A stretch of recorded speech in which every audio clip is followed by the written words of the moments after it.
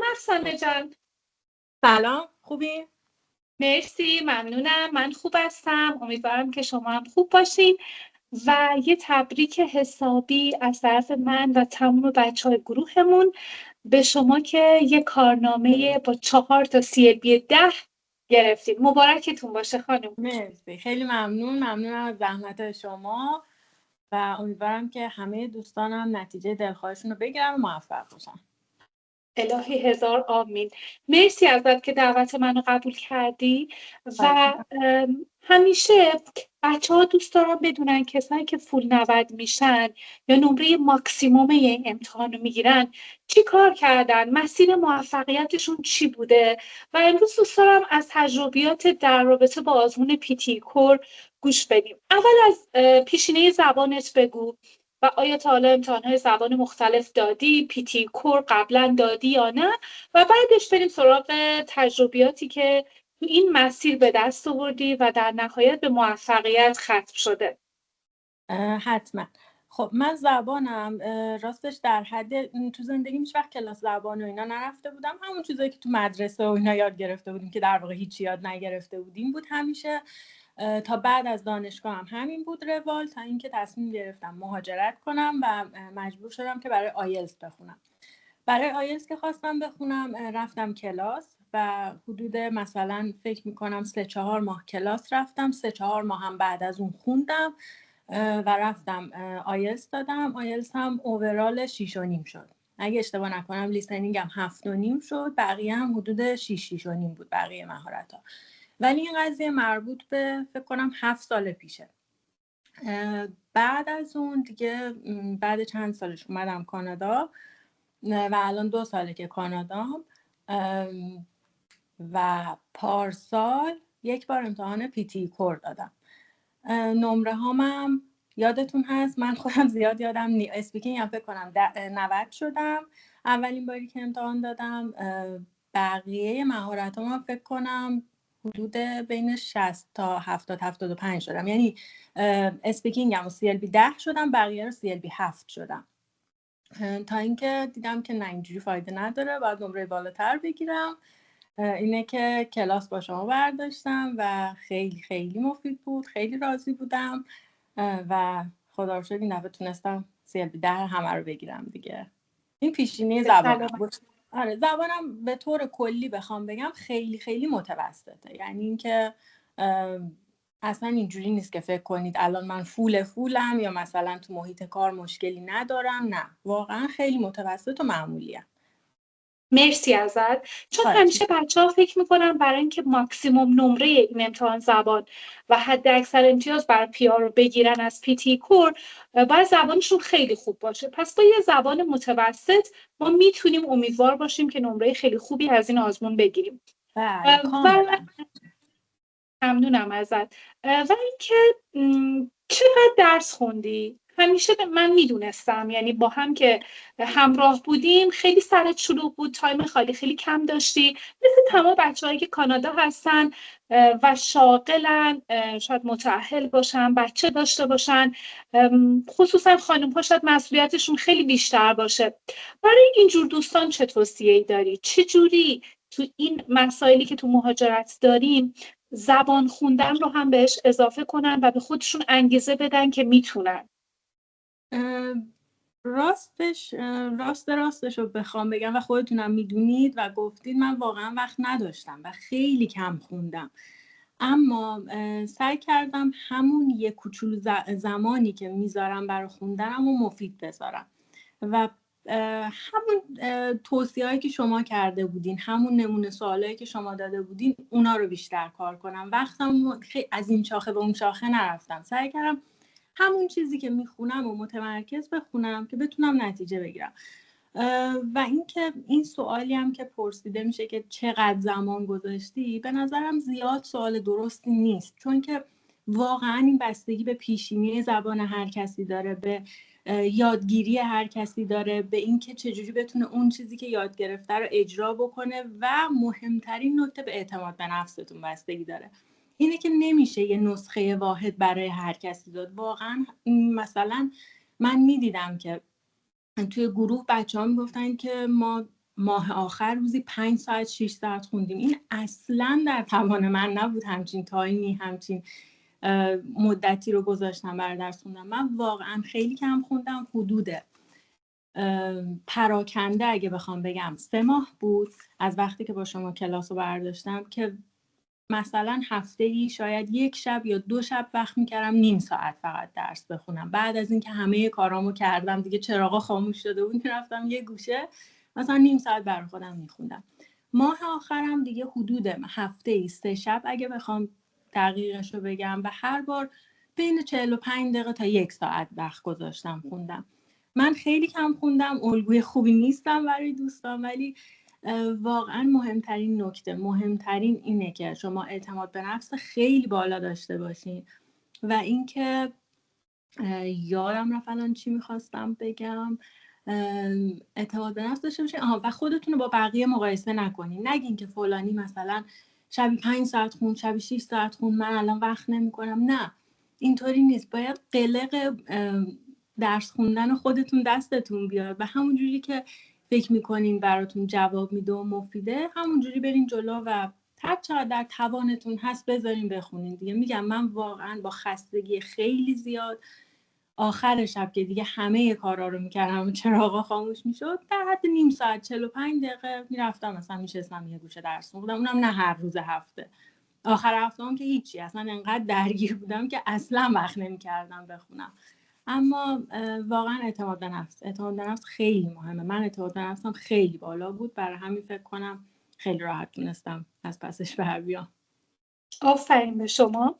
و سنترهای مختلفی امتحان دادی. آیا سنتر به نظرت تو نمره ما میتونه تاثیر داشته باشه؟ من هر دوباری که پیتی امتحان دادم توی یه سنتر نزدیک خونه امتحان دادم و به غیر از من همه کسایی که بودن بچه‌های هندی بودن. حدود 15-16 نفر ظرفیت داره اونجا. خب هم میدونن دیگه، هندی‌ها بلند حرف میزنن، سر و صدا دارن، بعضی وقتا حتی شاید درست نباشه بگم ولی بوی بد میدن، همه اینا هستش. ولی من اینا رو میدونستم. اما ببینید اینا حاشیه امتحانه، خودتون رو درگیر این چیزا نکنین که اگه فلان سنتر برم خلوت‌تره، نمیدونم اینجا اینجوریه، کارکناش اینجوری برخورد میکنن. خودتون رو آماده کنین برای هر چیزی، هر گونه شرایطی. ولی وقتی رفتین نشستین پشت اون کامپیوتر، تو اون یونیت خودتون، همون پارتیشنی که حالا هست، مال من اینجوری بود، نمیدونم بقیه جا چجوریه دیگه، همه اینا رو بریزین دور. فقط سعی کنین تمرکز کنین رو کار خودتون و با قدرت برین جلو. همین. من از سنترم راضی بودم، یعنی واقعا مشکلی ندارم با این چیزا که بخوام بگم روم تاثیر میذاره. میگم بچه‌ها خیلی بلند حرف میزدن اما اصلا اهمیت ندیم. حتی من یادم دفعه قبلی که رفتم امتحان دادم، یکی یکی خب بچه‌ها رو چک میکنن میفرستن تو. هر کی که میرفت تو شروع میکرد. یعنی وقتی من به عنوان نفر 10 یا 11 رفتم تو، بقیه داشتن میگفتن، داشتن امتحانشون رو میدادن.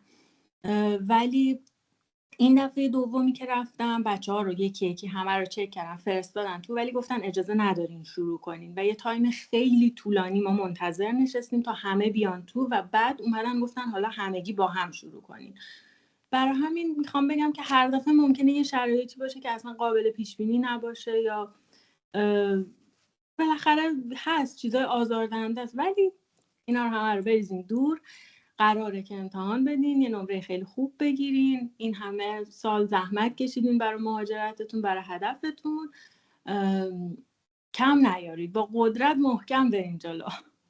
آفرین، دقیقا همینطوره. سنترت تورنتو ایست بود درسته یا؟ نه، من اوارود اتوبیکو بودم. درسته، اوارود بودی. مرسی ازت، ممنونم. و در رابطه با امتحان چی؟ بچه ها میپرسن که تمپلیت جواب میده یا نه، تمپلیت اسپیکینگ، تمپلیت رایتینگ. این یه سوالیه که ازت دارم به عنوان یه فردی که نمره کامل این امتحان آورده. و سوال بعدیم اینه که آیا واقعا بی غلط بودی؟ اینو همیشه بچه ها دوست دارن از کسایی که نمره ماکسیموم آوردن سوال کنن. تو اسپیکینگ یعنی یه توپق ریزم حتی نداشتی. الان این 2 سوالم دوست دارم جواب بدیم. حتما. اول سوال این که تمپلیت ها، بله تمپلیت ها به نظر من کاملا 100% جواب میده بدون هیچ عیب و نقصی. من تمام سوالایی که تمپلیت داشتن از تمپلیت خود شما استفاده کردم، کاملا تمپلیت شما رو رفتم جلو و نمره کاملا گرفتم و در مورد این غلط نداشتن. نه اصلا اینطوری نیست. به قول خود شما آزمون پیتی بسیار بخشنده است. من توی تمام سوالام تو رید الاودام توپق نداشتم، ولی کلمه رو اشتباه گفتم، کلمه رو نامفهوم گفتم، اما فلوئنسیمو حتی 1 ثانیه هم رها نکردم. یعنی حتی اگه کلمه رو اشتباه میگفتم یا یه صدایی از خودم در می آوردم که شبیه به تلفظ اون کلمه بود، ادامه دار با سرعت 1 نواخت و پیوسته میگفتم. یا مثلا توی RS نه، من خیلی از جمله ها رو حتی واقعا نصفش رو گفتم، یا اینکه کلمه اولش رو میدونستم چی گفته ولی میدونستم اگر بگم باعث میشه که توپق بزنم، اشتباه کنم، صرف نظر میکردم. ولی نکته مهم فلوئنسی رو به هیچ عنوان فدا نکردم. اینه که نه، غلط هم داشته باشین هیچ اشکالی نداره، آزمون بخشنده است و میتونین نمره کامل بگیرین. مرسی ازت افسانه جان، ممنونم. من همه سوالایی که بچه‌ها ازم میپرسن و میگن از کسایی که فول 90 شده لطفاً بپرسید و بهمون بگن، چون حرفای شما خیلی موثره و میتونه خیلی راهگشا باشه، به یه نفرم کمک کنه. این میتینگ آموزشی ما به نظرم خودش یه دستاورد بزرگ هست توی این مسیر مهاجرت. ممنونم ازت. من تمام سوالایی که داشتم و ازت پرسیدم و چون آخر هفته هست و اولین آخر هفته‌ای که میتونی با فراغ بال بدون فکر کردن به آزمون زبان استراحت کنی و تفریح کنی، دوست ندارم بیشتر از این وقت تو بگیرم. اگه خودت نکته خاصی هست دوست داری اضافه کنی میتونی، وگرنه که دیگه باهاتون خداحافظی کنم. خواهش میکنم. حالا اینم بهتون بگم بدون فکر کردن به آزمون زبان، بله، ولی باید دیگه به فکر آزمون فرانسه باشم از این به بعد. منظورم اینه که ما خلاصی و رهایی نداریم. ولی ممنون ازتون. اگر که وقت داشته باشین من دوست دارم یه چند تا چیز دیگه هم که یادداشت کردم به بچه‌ها بگم، شاید به قول شما کمکی باشه حتی به یه نفر و اینجوری من خیلی خوشحال میشم اگر که وقت داریم. اگر نه که محبت میکنیم. خواهش میکنم. خب ببینید یه نکته‌ای که میخواستم بهتون بگم اینه که بچه‌ها حتما ازشون خواهش میکنم 1 بار قبل از امتحان یه دونه آزمون ماک بدن از همون سایتی که خود شما به من گفتید. چون که ببینید من دفعه اولی که رفتم امتحان دادم واقعا نمیدونستم که امتحان چه شکلیه. سوالا رو خونده بودم، یعنی میدونستم که هر سوالی ازم چی میخواد، تمپلیت و اینا که نداشتم خیلی، ولی من حتی نمیدونستم صفحه‌ای که قراره جلوم ظاهر بشه چه شکلیه. وقتی سوال میومد واقعا غافلگیر میشدم که الان من باید چیکار کنم، این کدوم سواله بود، چجوری باید جوابشو بدم. حتی یادم مثلا یه دونه هایلایت اینکارکت ورد بود، سوال اومد اولیش بود و من اینقدر غافلگیر شدم این شروع کرد به خوندن، من اصلا جا موندم، کلا اون سوالو جواب ندادم تو آزمون اولم. اینه که خیلی مهمه که بچه‌ها یه بار آزمون ماکو بدن، نه به خاطر نمره‌ای که سایت میده، چون نمره‌ای که سایت ها میدن اصلاً با نمره امتحان یکی نیست، اصلا مهم نیستش. فقط برای اینکه با روند کلی امتحان آشنا بشن، با اون صفحه‌ای که قرار جلوشون بیاد آشنا بشن و از همه مهمتر مدیریت زمان بتونن بکنن. این خیلی مهمه. 1 بار خواهش میکنم که یه امتحان ماک همه بچه‌ها بدن. نکته بعدی هم که میخواستم بگم اینه که ببینید این سوالای تکراری که شما به من دادین واقعا عالی بود. یعنی انقدر منو توی مدیریت زمانم جلو انداخت، مخصوصا توی ریدینگ مثلا. خب یه چند تا تکراری برام اومد دیگه، من همه رو حفظی میزدم دیگه، چون من حالا یه خاصیت خیلی خوبی هم که دارم اینه که 1 بار 2 بار یه چیزی رو میخونم کاملا یادم میمونه. با اینکه خیلی وقت نداشتم اینا رو بخونم اما قشنگ تکراری میومد، میدونستم کدومه، سری میزدم میرفت. ولی نکته مهم اینه که مغزتون رو سر امتحان باز بذارین، خیلی خودتون رو متکی به تکراری بودن نکنید. چرا؟ چون مثلا read aloud، repeat sentence، بله برای من تکراری خیلی اومد ولی 1-2 تا کلمه اون وسط فرق داشت با تکراری های شما. اینه که آماده باشین. اینجوری نباشین که فقط من این تکراری رو حفظ کردم همینو برم تو دیوار بگم. نه، آماده باشین، مغزتون باز باشه و سعی کنید که مدیریت کنید دیگه با اعتماد به نفس خیلی بالا. این هم از این. نکته بعدی هم اینه که سعی کنید برای هر سوالی که میخواین جواب بدین راه حل خودتون رو پیدا کنید. منظورم اینه که مثلا توی همون هایلایت این کارکت ورد من خیلی تو اون مشکل داشتم و جا میموندم، اصلا تا میومدم رو کلمه‌ای که شنیدم کلیک بکنم دیگه اصلا متن رفته بود جلو، تا من پیدا کنم ادامه‌شو کم می آوردم.